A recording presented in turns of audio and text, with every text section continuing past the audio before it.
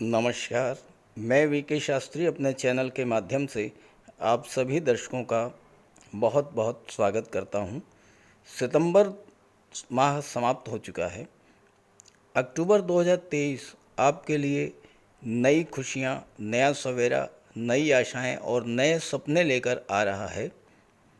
तो अक्टूबर माह में वृषभ राशि के जातकों की आर्थिक स्थिति में क्या सुधार होगा, स्वास्थ्य कैसा होगा, शिक्षा, प्रतियोगिता, संतान और विवाह के क्या क्या योग बनेंगे, भूमि, भवन, प्रॉपर्टी, वाहन क्रय करने का क्या योग बनेगा, दाम्पत्य सुख, विदेश, कैरियर, जॉब, प्रोफेशन, धर्म, अध्यात्म, स्पिरिचुअलिटी की दृष्टि से ये माह कैसा रहेगा, इसी का विश्लेषण करेंगे इस वीडियो में।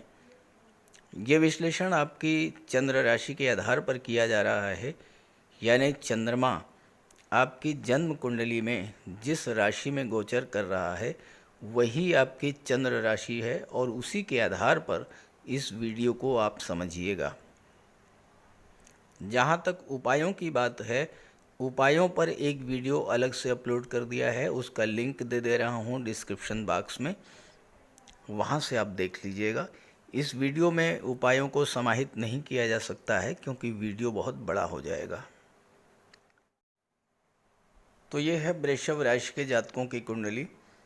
आपके लग्न के स्वामी हैं दैत्यगुरु शुक्र, और दैत्यगुरु शुक्र का गोचर कुंडली के चतुर्थ भाव में, सुख के भाव में 2 अक्टूबर से है और यहाँ पर शुक्र 2 अक्टूबर से 3 नवंबर तक गोचर करेंगे। बुध का गोचर 1 अक्टूबर को अपनी उच्च की राशि कन्या राशि में पंचम भाव में हो चुका है और यहाँ पर सूर्य का गोचर पहले से ही है। सूर्य बुध का बुधादित्य राजयोग बनेगा।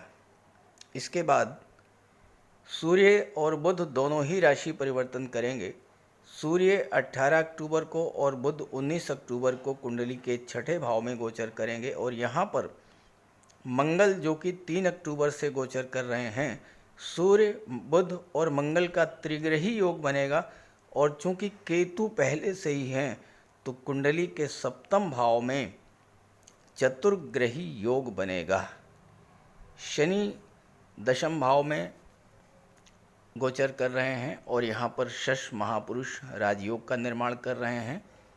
गुरु और राहु आपके 12वें भाव में गोचर कर रहे हैं। ये तो है अक्टूबर 2023 की ग्रह स्थितियाँ। मैं आपसे ये नहीं कहूँगा कि दुखों का अंत होने जा रहा है, क्योंकि सुख और दुख जीवन के दो पहलू हैं और कभी भी एक दूसरे से अलग नहीं होते। मैं तो आपको अक्टूबर में ग्रहों के गोचर के आधार पर ये बताने जा रहा हूँ कि आपको ग्रहों के गोचर के आधार पर क्या क्या सकारात्मक फल प्राप्त होंगे और किन बातों पर आपको सावधान रहना होगा। अक्टूबर माह की जो सबसे बड़ी घटना है वो यही है कि आपकी कुंडली के छठे भाव में चतुर्ग्रही योग का बनना।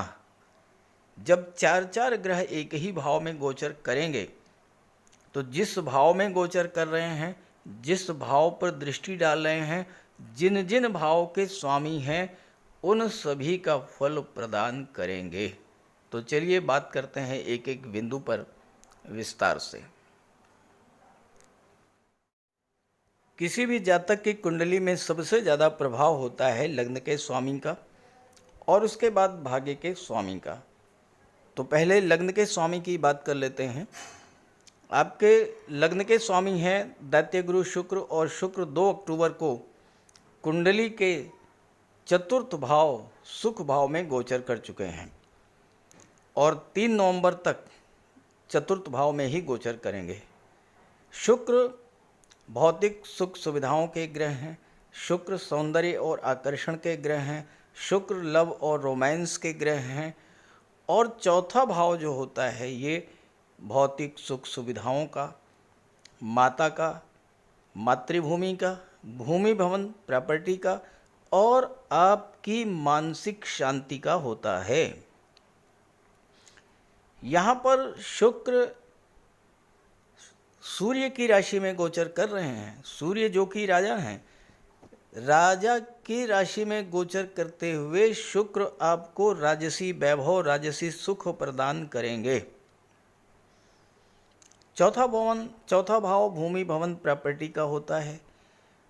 आप कोई मकान खरीदना चाहते थे या मकान बेचना चाहते थे तो आप खरीद भी सकते हैं और बेच भी सकते हैं। आपका अपना घर है तो आप घर के डेकोरेशन पर धन खर्च करेंगे। यहाँ शुक्र छठे भाव के स्वामी हैं। छठा भाव कर्ज का होता है। अब यहाँ पर अगर आप होम लोन लेना चाहते हैं, व्हीकल लोन लेना चाहते हैं, घर की सुख सुविधा को बढ़ाने के लिए कर्ज लेना चाहते हैं, इंस्टॉलमेंट्स पर कोई चीज़ खरीदना चाहते हैं, इन सब कार्यों के लिए बहुत अनुकूल समय है। शुक्र के प्रभाव से आपको आसानी से लोन मिल जाएगा।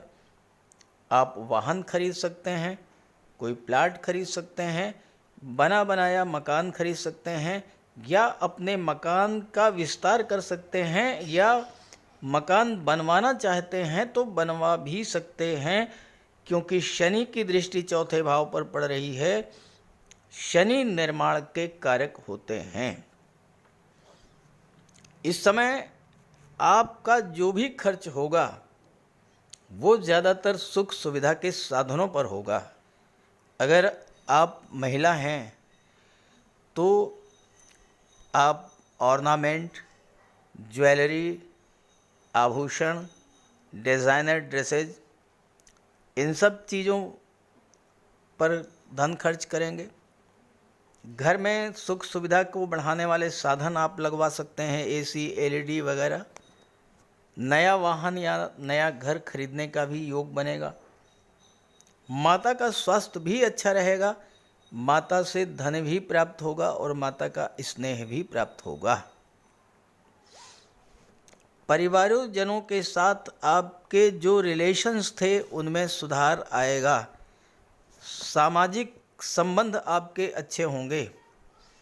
शुक्र साज सज्जा, सुख सुविधा, भौतिकता, ऐशो आराम के कारक हैं।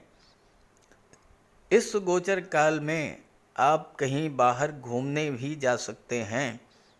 विदेश यात्राओं और हवाई यात्राओं का भी योग है, और साथ ही साथ आपके विवाह का भी योग बनेगा इस समय।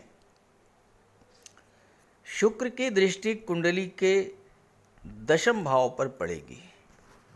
दशम भाव आपका जॉब, कैरियर, प्रोफेशन होता है।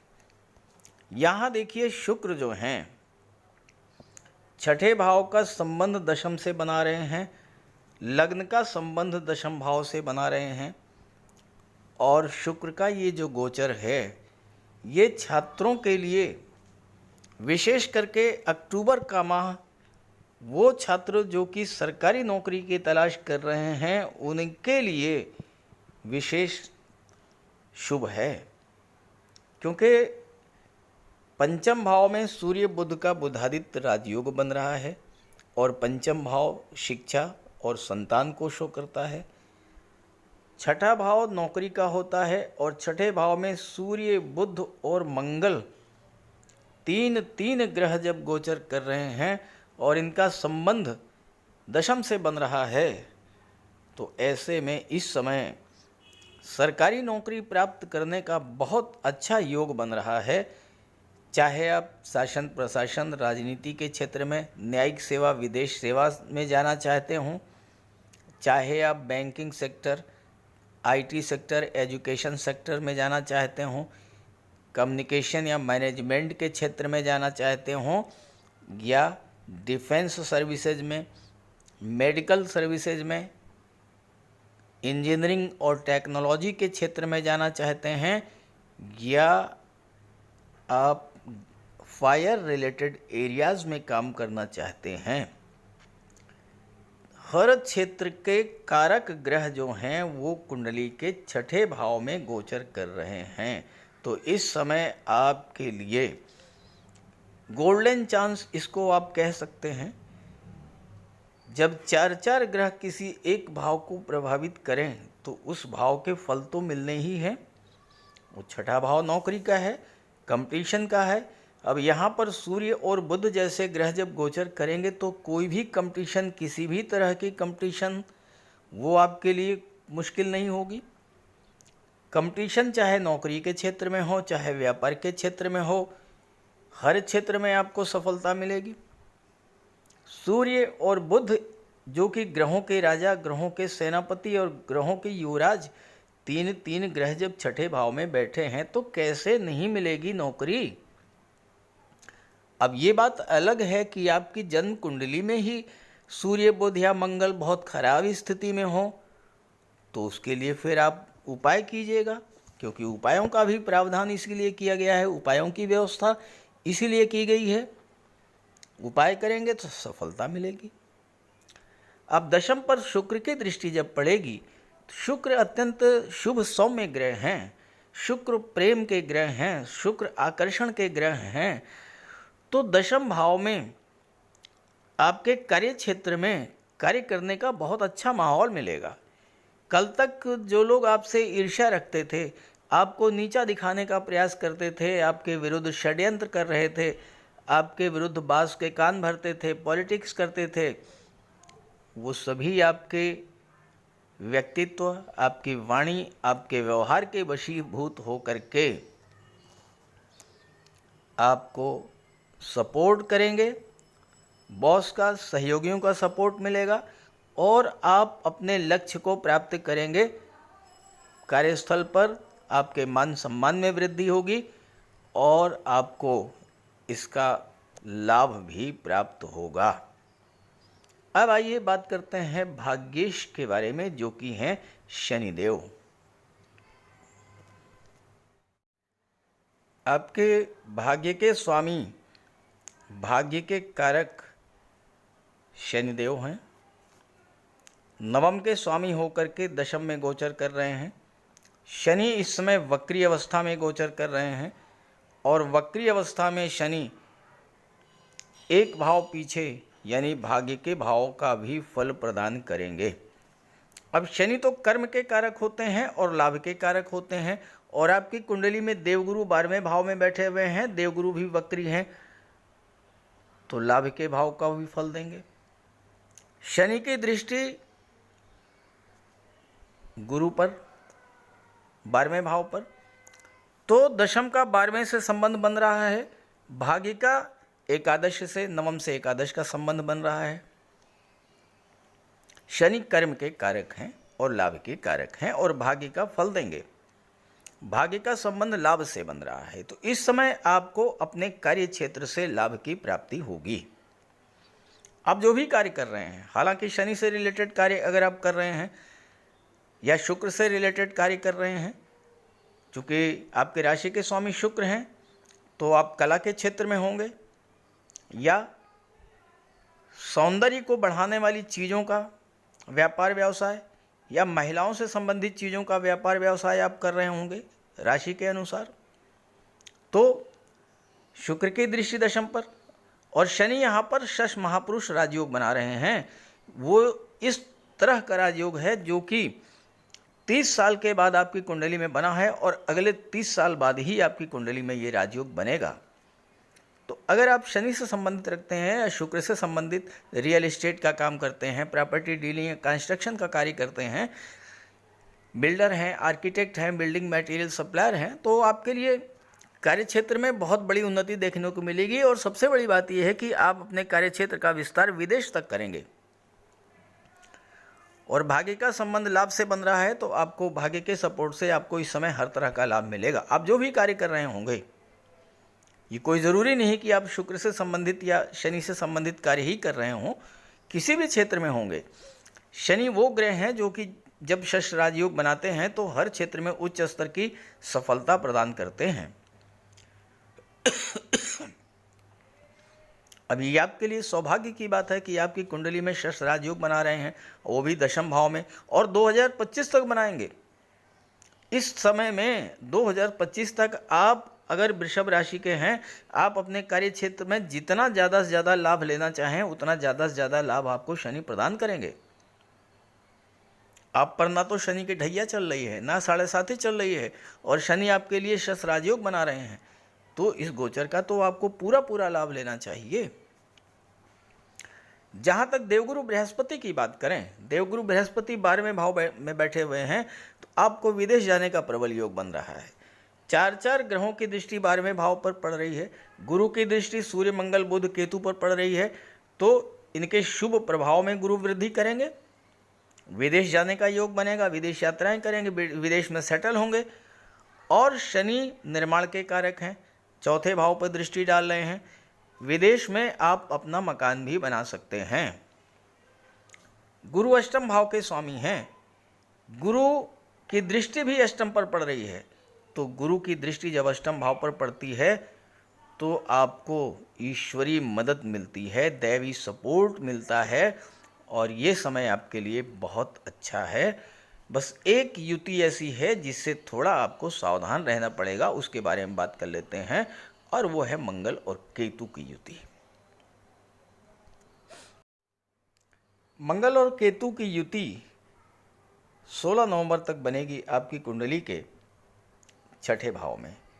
अब अगर आपकी कुंडली में मंगल अच्छे हुए, केतु अच्छे हुए, तो ऐसी स्थिति में आपको कार्य क्षेत्र में, नौकरी में उच्च स्तर की सफलता दिला देंगे, पद प्रतिष्ठा प्रमोशन करा देंगे, कर्ज से मुक्ति करा देंगे, शत्रुओं को परास्त करेंगे, सब कुछ अच्छा होगा। लेकिन अगर मंगल और केतु खराब हुए, अंश बल से कमज़ोर हुए, या खराब भाव में गोचर कर रहे हों, या पाप ग्रहों से दृष्ट हुए, उस स्थिति में स्वास्थ्य को खराब करेंगे, चोट चपेट की घटना घटित होगी, भूमि संबंधी विवाद होगा, ऑपरेशन की स्थिति बनेगी। मंगल और केतु जब भी गोचर करते हैं एक साथ, ऑपरेशन निश्चित रूप से होता है।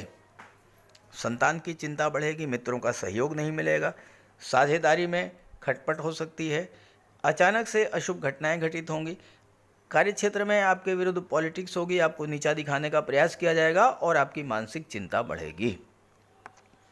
तो अगर आपकी कुंडली में मंगल खराब हैं, मंगल और केतु का उपाय अवश्य कीजिएगा।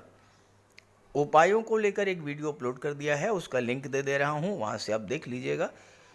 और ये वीडियो, ये जानकारी अगर आपको अच्छी लगी हो, अपने साथियों को, मित्रों को भी शेयर कर दीजिएगा। नमस्कार।